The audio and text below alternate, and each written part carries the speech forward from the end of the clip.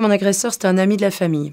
C'était quelqu'un, on avait déménagé, on est arrivé dans le sud de la France, mes parents connaissaient personne et c'était une des premières personnes qu'on a rencontrées. Il était charmant, en réussite, bien sur toute couture.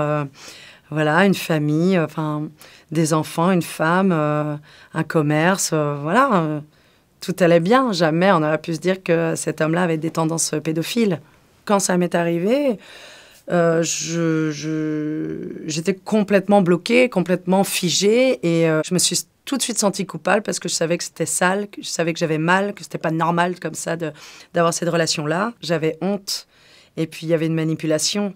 C'est que lui, il me disait de garder le secret, que c'était entre nous, que c'était aussi de l'amour. Et du haut de mes 8 ans, de 8 à 10 ans, j'ai pas pu dire quoi que ce soit. J'étais malheureuse, mais j'ai pas pu dire quoi que ce soit. Non. La seule personne qui a mis fin à ça, c'est moi. Parce qu'un jour, j'ai réussi à dire non. Et je lui ai demandé d'arrêter. Et en fait, il a respecté ça. Il s'est arrêté à ce moment-là. Une fois adulte, une fois que j'ai déclaré ces viols, une fois que je suis allée porter plainte, là, les langues ont commencé à se délier et les gens ont commencé à dire « Tiens, c'est vrai qu'on se doutait qu'il n'était pas normal avec les enfants. » Et là, à ce moment-là, je dis « Mais je ne comprends pas pourquoi vous n'en avez pas parlé alors ?» Et ils sont restés un petit peu quoi, un peu figés en se disant « C'était pas nos affaires. »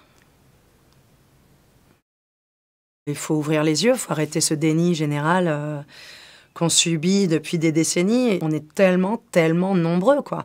Et tellement nombreux à être bousillés, surtout. L'adulte qui a subi la pédophilie est un adulte extrêmement fébrile, quoi.